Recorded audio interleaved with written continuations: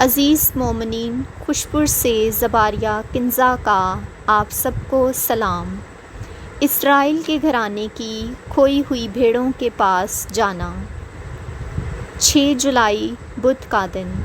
ہمارے لیے آج کی تلاوت انجیل مقدس بمطابق مقدس متی، اس کا 10واں باب، پہلی 7 آیات۔ پھر اس نے اپنے 12 شاگردوں کو پاس بلا کر انہیں ناپاک روحوں پر اختیار بخشا کہ انہیں نکالیں اور ہر طرح کی بیماری اور ہر طرح کی کمزوری کو دور کریں، اور 12 رسولوں کے نام یہ ہیں: پہلا شمعون جو پطرس کہلاتا ہے اور اس کا بھائی اندریاس، یعقوب بن زبدی اور اس کا بھائی یوحنا، فیلبوس اور برتلمائی، توما اور متی محصل، یعقوب بن حلفائی اور تدئی، شمعون کانمی اور یہودا اسکریوتی جس نے اسے پکڑوا بھی دیا۔ ان 12 کو یسوع نے بھیجا اور انہیں حکم دے کر کہا کہ غیر قوموں کی طرف نہ جانا اور سامریوں کے کسی شہر میں داخل نہ ہونا، بلکہ اسرائیل کے گھرانے کی کھوئی ہوئی بھیڑوں کے پاس جانا اور چلتے چلتے یہ منادی کرنا کہ آسمان کی بادشاہی نزدیک آ گئی ہے۔ پاک انجیل کے وسیلے سے ہم سب کی خطائیں معاف کی جائیں۔ اے مسیح، تیری ستائش ہو، آمین۔ باپ اور بیٹے اور روح القدس کے نام میں آمین۔ خوشپور سے ایرک سلویسٹر آج کی تلاوتوں پر دھیان و گیان کے ساتھ آپ سب کی خدمت میں حاضر ہے۔ عزیز مومنین، آج کی پہلی تلاوت ہوشیہ نبی کی کتاب کے 10ویں باب سے لی گئی ہے، جہاں بنی اسرائیل پر الزام ہے کہ انہوں نے خدا کی عبادت میں بہت خرابیاں کی ہیں۔ وہ راست بازی کے پھل پیدا نہیں کرتے۔ انہوں نے کثرت سے قربان گاہیں بنائیں اور بت کھڑے کیے۔ انہیں اپنے بتوں سے اتفاق نہ تھا، اپنے بادشاہوں سے اتفاق نہ تھا، اور آپس میں ایک دوسرے سے دور رہتے تھے۔ وہ خدا اور بعال دیوتے کے درمیان اٹکے ہوئے تھے۔ یہاں سے پتہ چلتا ہے کہ وہ 2 دلے تھے۔ وہ پانی پر تیرتی ڈالی کی مانند ہے۔ مراد ہے کہ وہ پانی میں تیرتی جھاگ کی مانند ہے۔ پانی کی سطح پر جھاگ بہت خوبصورت لگتی ہے، مگر ہے کیا؟ صرف بلبلوں کا ڈھیر۔ یہی حال سامریہ کے بادشاہوں کا تھا۔ ان کی حکومت کی کوئی بنیاد نہ تھی۔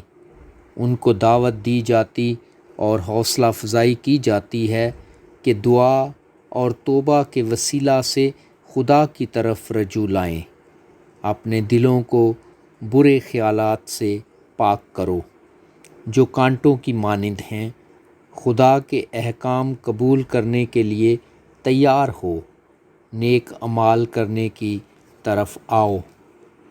عزیز مومنین، آج کی پاک انجیل مقدس متی کے مطابق انجیل کے 10ویں باب کی پہلی 7 آیات ہیں۔ یہ باب مبلغین کی مخصوصیت اور بشارت سے متعلق بڑی اہمیت کا حامل ہے۔ یہ وعظ خداوند یسوع مسیح نے اس وقت سنایا جب اس نے اپنے رسولوں کو مقرر کیا۔ کچھ عرصہ پہلے خداوند یسوع مسیح نے انہیں اپنے شاگرد ہونے کے لیے بلایا تھا اور وعدہ کیا تھا کہ میں تمہیں آدمگیر بناؤں گا۔ اس عرصہ کے دوران یسوع مسیح نے انہیں اپنے ساتھ رکھا اور عظیم خدمت کے لیے تیار کرتا رہا۔ خدمت کے کام کے لیے بہترین تیاری خداوند یسوع مسیح کی موجودگی میں رہنے اور اس کی تعلیمات پر عمل پیرا ہونے سے ہوتی ہے۔ جو خداوند یسوع مسیح کی خدمت کرنا چاہتے ہیں، ضرور ہے کہ وہ اس کی تعلیمات کے مطابق اپنی زندگیاں بسر کریں۔ یسوع مسیح نے انہیں تعلیم دی، انہیں آسمان کی بادشاہی کی سمجھ دی گئی۔ جو دوسروں کو سکھانا چاہتے یا سکھاتے ہیں، ضرور ہے کہ پہلے خود تعلیم حاصل کریں۔ خداوند یسوع مسیح نے انہیں ناپاک روحوں پر اختیار بخشا کہ ان کو نکالیں اور ہر طرح کی بیماری اور ہر طرح کی کمزوری کو دور کریں۔ خداوند یسوع مسیح نے انہیں معجزے کرنے کا اختیار دیا تاکہ ان کی منادی اور تعلیم کی تصدیق ہو کہ خدا کی طرف سے ہے۔ ان 12 رسولوں میں 3 جوڑے بھائی بھائی ہیں، پطرس اور اندریاس، یعقوب بن زبدی اور یوحنا، یعقوب بن حلفائی اور تدائی۔ یہ بہت عمدہ بات ہوتی ہے کہ جو طبعی طور پر بھائی ہیں وہ فضل میں بھی بھائی ہوں۔ پطرس رسول کا نام پہلے آیا ہے کیونکہ وہ پہلے بلایا گیا تھا، اور وہ زیادہ دلیر اور سرگرم تھا اور ہر موقع پر دوسروں کا ترجمان بن جاتا تھا۔ یہودا اسکریوتی کا نام ہمیشہ آخر میں آیا ہے، اور ساتھ ہی یہ سیاہ دھبا بھی ہوتا ہے جس نے اسے پکڑوا بھی دیا۔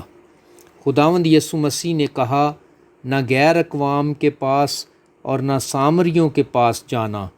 جہاں تک سامریوں کا تعلق ہے، ان کا ملک یہودیہ اور گلیل کے درمیان واقع تھا، اس لیے وہ سامریوں کی طرف جانے سے رہ نہیں سکتے تھے، مگر تاکید تھی کہ سامریوں کے کسی شہر میں داخل نہ ہونا۔ یہ بندش صرف ان کے پہلے مشن کے موقع پر تھی۔ بعد میں انہیں حکم ہوا کہ ساری دنیا میں اور سب قوموں کے پاس جاؤ۔ عزیز مومنین، آج کے دن کلیسیا مقدسہ ماریا گوریتی کو یاد کرتی ہے۔ وہ 1890 کو اٹلی میں ایک زمیندار گھرانے میں پیدا ہوئیں۔ وہ بہت خوش اخلاق، حسین اور حلیم تھی۔ اس نے 11 برس کی عمر میں پاک یوخرسٹ کا ساکرامنٹ حاصل کیا اور اسی روز سے نیک زندگی بسر کرنے کا تہیہ کیا۔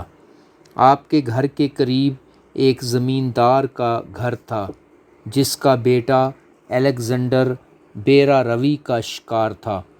وہ آپ پر فریفتہ ہونے لگا۔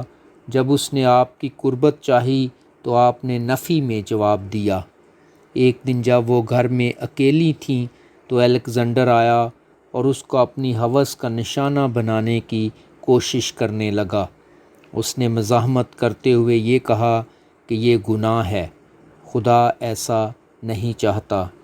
اس پر الیگزینڈر کو آپ پر بہت غصہ آیا اور ایک بڑا چھرا لے کر وار کرنا شروع کر دیے، جس سے وہ شدید زخمی ہو گئی اور دوسرے روز ہسپتال میں خداوند میں سو گئی۔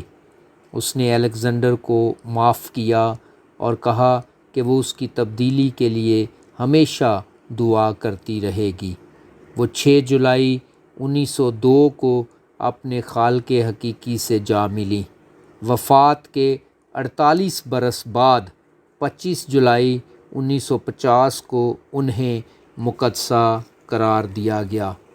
عزیز مومنین، آئیں آج خدا سے دعا کریں کہ وہ ہمیں خدا کے احکام پر عمل کرنے کی توفیق بخشے، نیک کام کرنے کا فضل عطا کرے، یسوع مسیح کی انجیل کا پرچار کرنے کی قوت دے اور مقدسہ ماریا گوریتی کی طرح پاکیزہ زندگی گزارنے میں مدد دے، مسیح خداوند کے وسیلے سے، آمین۔